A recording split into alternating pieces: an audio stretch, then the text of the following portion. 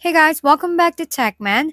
Today, let me show you how to fix blogger m equals to 1.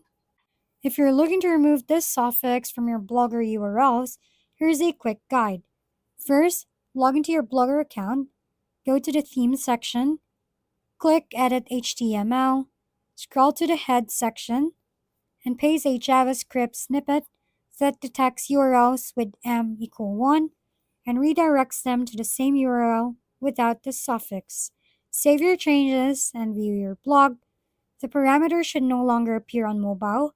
Another method is to add a canonical tag in the same head section pointing to your main URL, which tells search engines the preferred version of your site, avoiding indexing the m equal 1 URL. Finally, you can adjust the mobile template settings by navigating to Theme and then Customize and then Mobile, then selecting No for showing the desktop theme on mobile devices. Save these settings and your blog will stop automatically appending the m equal 1 parameter, keeping your URLs clean and consistent.